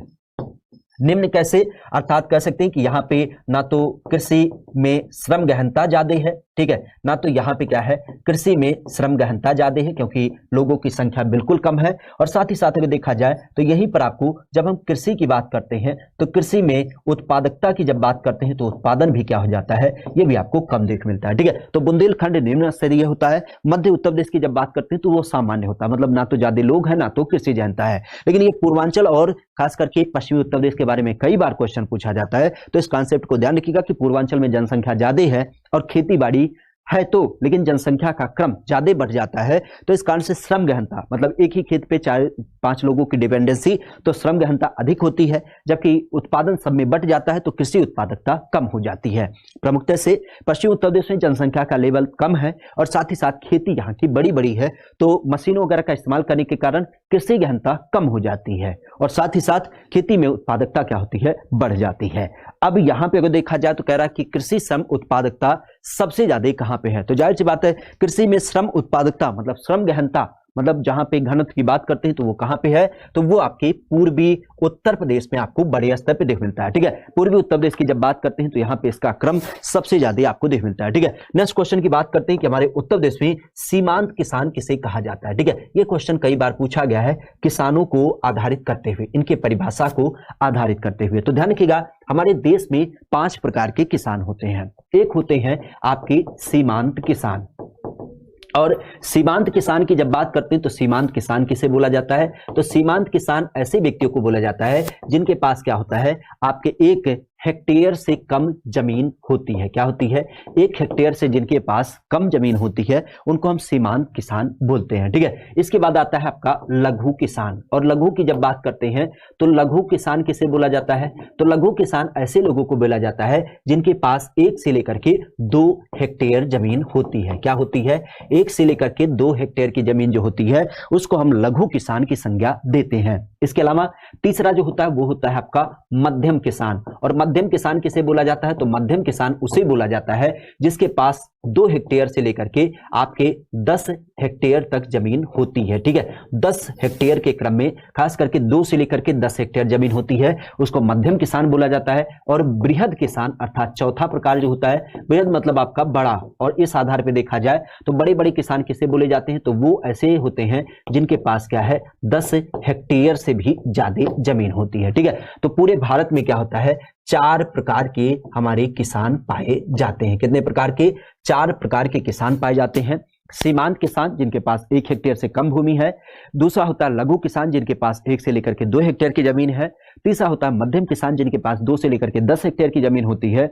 और साथ ही साथ देखा जाए तो चौथा होता है बृहद किसान जो कि आपके 10 हेक्टेयर के रूप में दिख मिलता है। ठीक है, तो जाहिर सी बात है हमने किसके बारे में बात किया, हमने सीमांत किसान की बात की, अर्थात 1 हेक्टेयर से कम भूमि वालों की जब बात करते हैं तो उनका नाम यहाँ पे आपको देखने को मिलता है। ठीक है, नेक्स्ट क्वेश्चन है कि उस जनपद को चिन्हित करिए जहां पर जानवरों के लिए क्या है, एक आपको पाली क्लिनिक नहीं देखने को मिलता है। ठीक है, पाली क्लिनिक की जब बात करते हैं मतलब पशु चिकित्सा केंद्र आपके प्रदेश में नहीं स्थित है। ठीक है, पाली चिकित्सा केंद्र की जब बात करते हैं तो ये नहीं स्थित है लखनऊ में, झांसी में, मुजफ्फरनगर में या फिर आपके गोरखपुर में। ठीक है, तो इसका सही जवाब क्या हो जाएगा, उत्तर प्रदेश के अंतर्गत खास करके जानवरों को आधारित करते हुए एक जो पाली चिकित्सा केंद्र आपको देखने मिलता है वह कहां पर नहीं है। और पाली चिकित्सा केंद्र की जब बात करते हैं तो विशेषतः आप भी जानते हैं कि हमारे प्रदेश के अंतर्गत जो पाली चिकित्सा केंद्र है बड़े स्तर पे 3 जगह पर स्थापित किया गया है। कहां पे, 3 लोकेशन में आपका स्थापित किया गया है। प्रमुखतः अगर देखा जाए तो एक तो आपके खास करके मुख्यमंत्री जी का जो वर्तमान क्षेत्र है गोरखपुर, दूसरा आपके राजधानी लखनऊ की जब बात करते हैं तो राजधानी लखनऊ में, और तीसरे की जब बात करते हैं तो तीसरा कहां पे, ये आपके मुजफ्फरनगर में। ठीक है, तो मुजफ्फरनगर की जब बात करते हैं तो यहाँ पे ये आपको देखने को मिलता है। ठीक है, तो इस तरीके से 3 आपके स्थित है। झांसी की जब बात करते हैं तो झांसी में हमने कोई पाली क्लिनिक संस्थान वगैरह नहीं देखा है। ठीक है, तो पशु चिकित्सा केंद्र की जब बात करते हैं तो इसका क्रम 3 जगह पे, गोरखपुर, लखनऊ और आपके मुजफ्फरनगर। ठीक है, झांसी में नहीं होता है। ठीक है, नेक्स्ट क्वेश्चन की उत्तर प्रदेश में जब हम खरीफ फसल की बात करते हैं तो खरीफ फसल की बुआई कब की जाती है। ठीक है, बुआई के क्रम में अगर देखा जाए तो हमारे यहाँ पे जो खरीफ फसल होती है उसकी बुआई कब की जाती है, जनवरी फरवरी में की जाती है, अप्रैल मई में की जाती है, जून जुलाई में की जाती है, या फिर आपके अक्टूबर दिसंबर में की जाती है। ठीक है, तो इसका सही जवाब क्या हो जाएगा, उत्तर प्रदेश के अंतर्गत खास करके जब हम बात करते हैं किसको लेकर के, उत्तर प्रदेश के अंतर्गत खास करके जब हम खरीफ फसल की बात करते हैं। ठीक है, खरीफ फसल की बुआई कब की जाती है। आप भी जानते हैं हमारे प्रदेश में क्या होता है, 3 प्रकार की फसलें होती हैं। एक होती है आपके रबी फसल, एक होती है आपकी खरीफ की फसल, रबी की फसल, और फिर आपके खरीफ की फसल। इस तरीके से हम लिखते हैं सही तरीके से। पहली होती है आपकी खरीफ की फसल, खरीफ के बाद आपके रबी की फसल, और रबी के बाद आपकी जायद की फसल। ठीक है, तो प्रमुखता से अगर देखा जाए तो खरीफ की फसल कब लगाई जाती है, तो ये जून जुलाई में लगाई जाती है। कब लगाई जाती है, जून जुलाई के समय पे लगाई जाती है। रबी की जब बात करते हैं तो ये आपके अक्टूबर नवंबर में, अक्टूबर नवंबर के अंतर्गत इसको लगाया जाता है। और इसकी जब बात करते हैं जायद की तो ये हमारे यहाँ पे क्या होता है, अप्रैल मई में लगाई जाती है। कब, इसकी जब बात करते हैं तो ये हमारे यहाँ पे अप्रैल मई में लगाई जाती है। ठीक है, तो इस तरीके से 3 प्रमुख फसलें आपको देखने मिलती है, खास करके खरीफ, रबी और जायद। ठीक है, तो जून जुलाई अक्टूबर नवंबर अप्रैल मई इस तरीके से आपकी फसल लगती है। अब खरीफ फसल की बात की गई है, खरीफ फसल जहां पे हम खास करके चावल और तूर दाल इन सब का संदर्भ देखते हैं तो इनका जो क्रम होता है खरीफ फसलों के रूप में, तो ये कब लगाई जाती है, तो जाहिर सी बात है आपके इसी जून जुलाई के महीने में। ठीक है, बरसात का जो समय होता है उसी बरसात के समय पे इसका उत्पादन किया जाता है। ठीक है, नेक्स्ट क्वेश्चन कि उत्तर प्रदेश के अंतर्गत वह फसल जिसका सबसे ज्यादा क्या होता है, उत्पादन किया जाता है। ठीक है, तो सबसे ज्यादा जो आपका फसल उत्पादन होता है वह कौन सा होता है, क्या खाद्यान्न, तिलहन, दलहन या फिर आपके मसाले। ठीक है, तो फसलों के क्रम में कौन सी फसल ऐसी है जिसका उत्पादन हम सबसे ज्यादा करते हैं।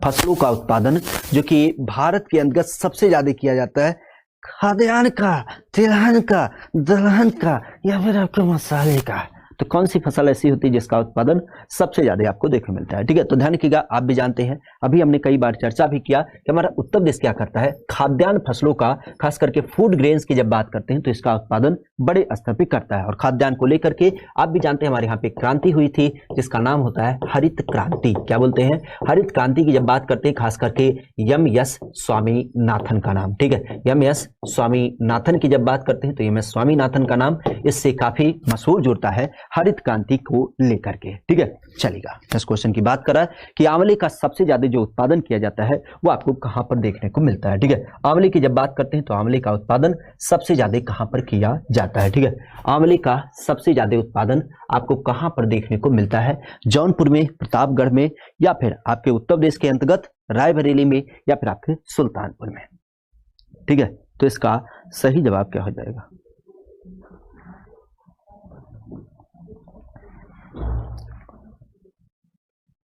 और उत्तर प्रदेश की जब बात करते हैं तो कई सारी फसलें आप विशेष जानते हैं, जैसे हम बुंदेलखंड की अगर बात करते हैं तो बुंदेलखंड आप भी सुने होंगे। इस बुंदेलखंड में क्या उत्पादित होता है, तो यहाँ पे हल्दी हो गया, हल्दी के अलावा अदरक हो गया, अदरक के अलावा अगर देखा जाए तो यहीं पे आप अरहर की जब बात करते हैं तो इसका, अरहर के अलावा अगर देखा जाए तो आपके चना का, इस तरीके से चीजों का उत्पादन होता है। इसी तरीके से अगर हम सहारनपुर की बात करते हैं तो सहारनपुर में क्या फेमस है, तो सहारनपुर से आप जानते हैं कि नींबू हो गया, नींबू के अलावा संतरा हो गया, संतरा के अलावा मौसमी हो गया, मौसमी के अलावा यहीं पे आपका लीची हो गया, लीची के अलावा देखा जाए तो यहीं पे आपका आम हो गया। ठीक है, आम हो गया। तो इस तरीके से जो आपके रसीले फल या फिर सिट्रस फल होते हैं उनका उत्पादन सहारनपुर से हो जाता है। ठीक है, अगर जो देखा जाए तो आपके खास करके प्रतापगढ़ का नाम, और प्रतापगढ़ की जब बात करते हैं तो यहाँ से आपका आंवला उत्पादन हो गया। ठीक है, अगर हम देखें तो हमारे प्रदेश में आम का उत्पादन, और आम का उत्पादन कई सारे लोकेशन में होता है, जैसे आपका बनारस हो गया, बनारस के अलावा आपका जो सहारनपुर हो गया, सहारनपुर के अलावा अगर देखा जाए तो आपका जो लखनऊ का मलिहाबाद लोकेशन है वहां पे इसका नाम देख मिलता है। इसके अलावा देखा जाए तो जो आपका बागपत मेरठ है वहां पे इसका कुछ एक उत्पादन देख मिलता है। ठीक है, साथ ही साथ अगर देखा जाए तो यहीं पे ध्यान रखिएगा अमरूद का उत्पादन, और अमरूद उत्पादन की जब बात करते हैं तो आपका प्रयागराज जो है वो आपका काफी फेमस जिला हो जाता है। ठीक है, प्रयागराज में सबसे ज्यादा आपके क्या होता है, अमरूद वगैरह का उत्पादन किया जाता है। ठीक है, साथ ही साथ अगर देखा जाए तो आप भी जानते हैं पान का उत्पादन, और पान के लिए जो आपका लोकेशन फेमस है वो आपका महोबा काफी चर्चा में रहता है। ठीक है, पान उत्पादन की जब बात करते हैं तो उसके लिए आपका महोबा काफी चर्चा में रहता है। ठीक है, तो इस चीज को विशेष ध्यान रखिएगा। खास करके जब हम बात करते हैं हमारे प्रदेश के अंतर्गत, तो हमारे प्रदेश में सबसे ज्यादा जो उत्पादन किया जाता है आंवले का, तो वो कहाँ पे, वो आपके प्रतापगढ़ में। ठीक है, प्रतापगढ़ की जब बात करते हैं तो यहाँ पे आंवले के खास करके फूड प्रोसेसिंग के संदर्भ में अगर देखा जाए तो आंवले का आपका मुरब्बा देखने मिलता है, आंवले की आपकी क्या होती है, चटनी आपको देख मिलती है, आंवले के आपके अचार देख मिलते हैं, और आंवले के क्रम में आपने च्यवनप्राश का जो नाम सुना होगा, च्यवनप्राश, और इसके अलावा और भी अन्य प्रकार के प्रोडक्ट जैसे कैंडी वगैरह की जब बात करते हैं तो इस तरीके से अन्य उत्पाद क्या होते हैं इसके आपको देखने को मिलते हैं। ठीक है, तो इसका बड़े स्तर पे उत्पादन क्या होता है, आपके प्रतापगढ़ में किया जाता है। ठीक है, तो इन सारी चीजों को विशेषतः ध्यान रखिएगा। क्लियर है, इस चीज को विशेषतः ध्यान रखिएगा। क्लियर है। नेक्स्ट अगर जो देखा जाए तो नेक्स्ट है उत्तर प्रदेश में किसान बही योजना कब लागू की गई। ठीक है, क्या कह रहा है, उत्तर प्रदेश के अंतर्गत किसान बही योजना कब लागू की गई, 2002 में, 1982 में, 1972 में या फिर आपके 1992 में। ठीक है, तो किसान बही योजना हमारे प्रदेश में जो लागू की गई वो आपको देखने को मिलता है। ठीक है, किसान बही योजना की जब बात करते हैं तो ये हमारे प्रदेश में कहां पर देखने को मिलती है और कब ये लागू किया गया। ठीक है, किसान बही योजना, किसान बही योजना, तो आप भी जानते हैं किसानों को हित को लेकर के खास करके किसान बही योजना जो आपकी चालू की गई थी वह हमारे उत्तर प्रदेश में सन 1992 में, ठीक है, सन 1992 में। जैसे हमारे यहाँ पे किसानों की बात की जाती है तो किसानों के रजिस्टर की बात की जाती है, जहाँ पे इनके जोत, इनके खेत, इनके फसल, इनके सिंचाई के साधन और भी बहुत सारे संसाधन इसमें आपके दर्शाए जाते हैं, ठीक है। इसी तरीके से ध्यान रखिएगा, एक योजना और चलाई गई थी KCC योजना, जिसको हम किसान क्रेडिट कार्ड कहते हैं। इस योजना को सन 1998-99 में चालू किया गया था, जिसका पूरा क्रम था कि हम क्या करेंगे, किसानों को जो सहकारी लोन होते हैं खास करके बैंकों के माध्यम से वो प्रोवाइड करेंगे, ठीक है। नेक्स्ट क्वेश्चन है कि उत्तर प्रदेश किन एक फसलों के मामले में सबसे ज्यादा आपका उत्पादन करता है, ठीक है, और ये उत्पादन का क्रम आपको देना होगा ऑप्शन के स्वरूप में, ठीक है। तो ऑप्शन को हम देख लेते हैं। आलू उत्पादन में आपका उत्तर प्रदेश पहले नंबर पे है, चावल आपका दूसरे नंबर पे है, गन्ने उत्पादन में पहले नंबर पे है, तंबाकू का कोई रैंक नहीं है, ठीक है। तंबाकू में आंध्र प्रदेश वगैरह हो जाते हैं, ठीक है। तो आपका पुनः 1 और 3, ठीक है, 1 और 3 की जब बात करते हैं तो यही जहां पे होगा वही आपका ऑप्शन हो जाएगा, ठीक है। तो 1 और 3 की बात करते हैं तो देख लेते हैं क्या 1 और 3 है, बिल्कुल है, डी वाला आपका ऑप्शन 1 और 3 हो जाता है, ठीक है। नेक्स्ट क्वेश्चन की बात करते हैं कि हमारा उत्तर प्रदेश जो काफी फेमस है संतरा उत्पादन के लिए, ठीक है, तो कौन सा ऐसा जिला है जो संतरी के उत्पादन के लिए क्या है, काफी फेमस है? लखनऊ, उन्नाव, सहारनपुर या फिर आपका प्रयागराज, ठीक है। तो कौन सा ऐसा जिला जो संतरे के उत्पादन के लिए काफी फेमस होता है, ठीक है, संतरा उत्पादन के लिए। और आप भी जानते हैं कि हमारा जो लखनऊ है वो मलिहाबादी आम के लिए काफी फेमस है, ठीक है। जबकि अगर जो हम सहारनपुर की बात करते हैं तो यहाँ पे कह सकते हो कि आम का उत्पादन, इसके अलावा लीची का उत्पादन, इसके अलावा नींबू का उत्पादन, इसके अलावा मौसमी का उत्पादन, ठीक है। साथ ही साथ देखा जाए तो आपके संतरे का उत्पादन, इन सब का उत्पादन क्या होता है, बड़े स्तर पे आपको देखने को मिलता है, ठीक है। तो सहारनपुर आपका इसके लिए काफी फेमस है। प्रयागराज ध्यान रखिएगा, प्रयागराज आपके बड़े स्तर पे आपके अमरूद उत्पादन के लिए फेमस है, ठीक है। नेक्स्ट क्वेश्चन की बात करते हैं कि प्रदेश के तराई क्षेत्र की जब बात करते हैं तो तराई क्षेत्र में विशेषकर जब सिद्धार्थनगर की बात करते हैं तो इस सिद्धार्थनगर में कौन सा एक चावल का प्रकार उत्पादित किया जाता है जो कि काफी सुगंधित होता है? इस चावल की क्वालिटी की बात करते हैं तो ध्यान रखिएगा, ये चावल ऐसा सामान्य चावल नहीं है। क्यों? क्योंकि इस चावल की जब बात करते हैं तो इस चावल को हम खास करके बुद्ध का महाप्रसाद भी बोलते हैं। क्या बोलते हैं इसको? बुद्ध का महाप्रसाद भी बोला जाता है। प्रमुखता से अगर देखा जाए तो ध्यान रखिएगा, इसका नाम होता है काला नमक चावल, ठीक है। काला नमक चावल की जब बात करते हैं तो इसको राज्य के अंतर्गत GI टैग भी मिल चुका है। और इसकी जब बात करते हैं तो सबसे पहला बिंदु ध्यान रखिएगा कि ये जो चावल है, इस चावल की भूसी केवल काली कलर की होती है। इस चावल की भूसी की जब बात करते हैं तो चावल की भूसी काली कलर की होती है, लेकिन अंदर का जो चावल होता है वो सफेद कलर का होता है। अब इस चावल को जब पकाया जाता है तो सीन क्या होता है, जैसे लड़कियों के आपने सिल्की बाल देखे होंगे तो उस तरीके से पकने के बाद ये चावल भी क्या होता है, बिल्कुल एकदम आपका मुलायम होता है। और खाने में अगर देखा जाए तो इसमें सुगंधी क्या होती है, बहुत अच्छी होती है। मान्यता ये होती है कि सुजाता जो खास करके भगवान बुद्ध का व्रत तोड़ने के लिए आई थी, उनकी अगर बात करते हैं तो उन्होंने वन देवता को जो खीर चढ़ाई थी तो वो इसी चावल से बनाया गया था। और भगवान बुद्ध ने चूंकि इस चावल को खा करके अपना व्रत तोड़ा तो इस कारण से इसको बुद्ध का महाप्रसाद भी बोला जाता है, ठीक है। तो इस चीज को ध्यान रखिएगा, आपके सिद्धार्थनगर जिले में इसका उत्पादन बड़े स्तर पर किया जाता है। यहीं पे आपने सुना भी होगा, अभी क्या किया गया था, काला नमक चावल महोत्सव भी आयोजित किया गया था। कौन सा? काला नमक चावल महोत्सव का भी आयोजन किया गया था, ठीक है। तो इस बिंदु को भी ध्यान रखिएगा, कहाँ पे? ये आपके सिद्धार्थनगर में आयोजित किया गया था, ठीक है। तो इस तरीके से हम कई सारे बिंदुओं को देखते हैं। तो आज की क्लास फिर यहीं तक रखते हैं, अगली क्लास में हम पुनः मुलाकात करेंगे।